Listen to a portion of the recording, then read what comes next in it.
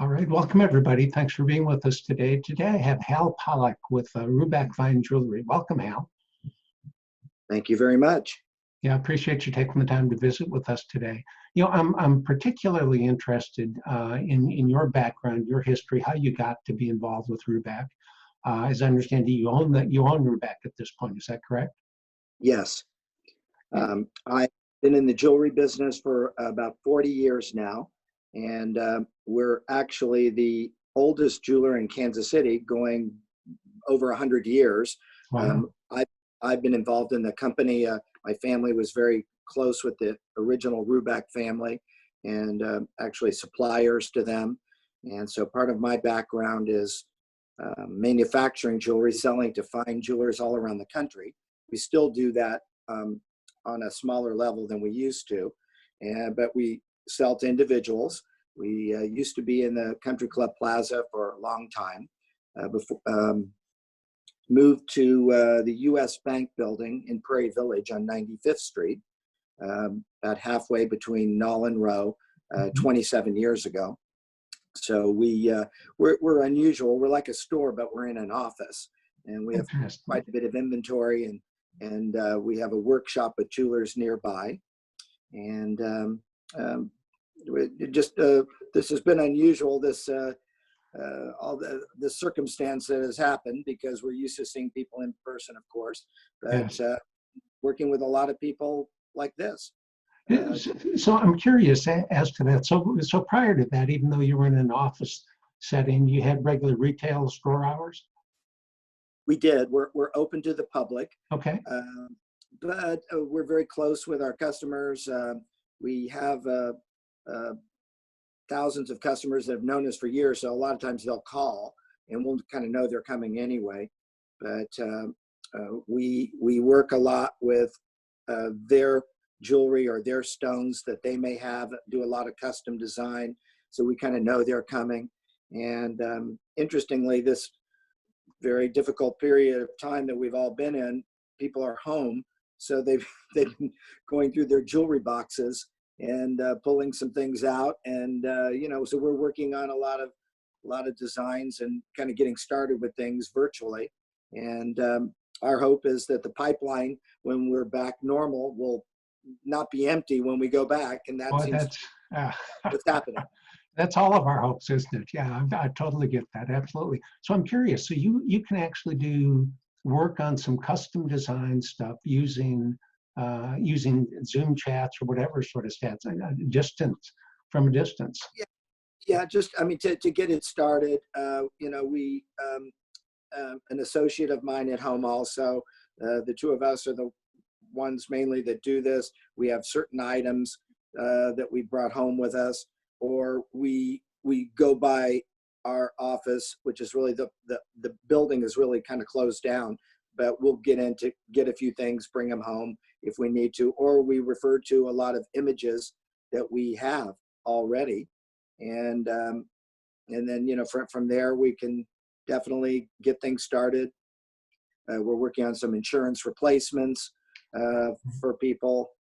So we're looking up their old designs, seeing what it was, and then just to reproduce it again. So these are some things you can share by sketches and images that you can share with clients. Is that how that works? Yeah, usually, I mean, we can do renderings and sketches, but we would rather deal with the real thing. Okay. So we deal with extremely precise pictures, and sometimes from modeling that's done on a CAD. From a computer, we can be quite precise. Yeah, fantastic. So let me ask this. So you don't have any folks coming in at this point. You're totally stay at home like the rest of us. Is that correct? Yeah, we are. On a few emergencies, we've sort of met in front of the grocery store kind of thing. And handed things to people from a distance, and doing it in the proper way that we're supposed to, Sure. Very good. So let me ask you this. I'm curious. There've been, of course, we're facing challenges. We've all had to adjust. We've also found that, as I've talked with folks over the last few weeks, I found that a lot of folks have discovered some opportunities kind of hidden amongst the challenges. How about you? Have you seen any place where you've actually discovered something that may be beneficial for you and your business going forward? Yes. Well, I mean, what it's kind of pushed us to do, we were never, we've always sort of had the philosophy that people don't want to buy jewelry online. Huh. They, especially higher end, more sophisticated jewelry like we generally deal with. And so, but this has made us realize that we do still want to be able to sell some things online. So quicker than we normally would have, we are making that happen from Instagram, and then it'll the capability will be right from our website. So we're always showing on social media different pieces. It's really just a matter of now making it available that someone can buy that piece. And Fantastic.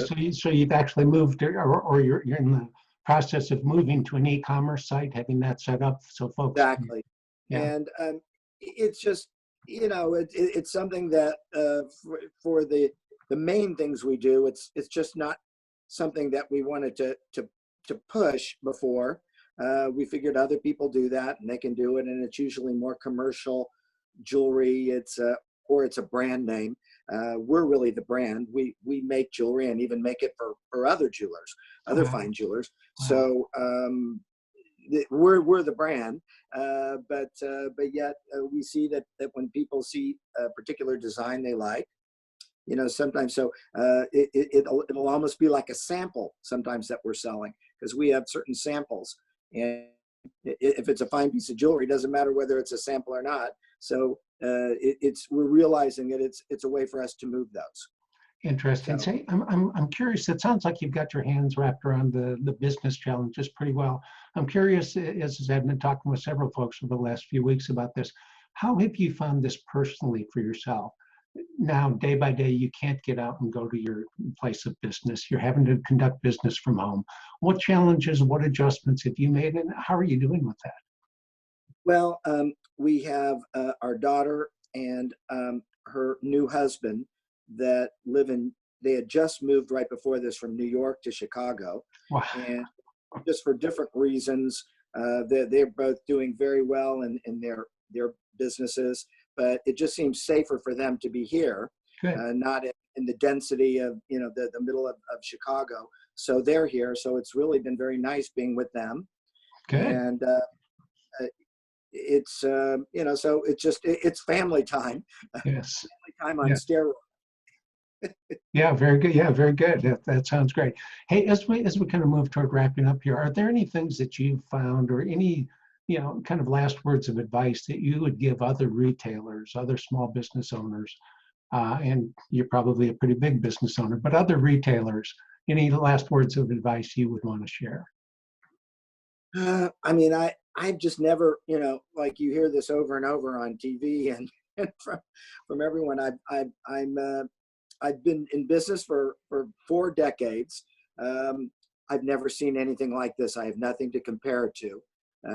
I remember when we were emphasizing more the wholesale part of our business, 9/11, I was traveling and flying all over the world, all over the United States constantly.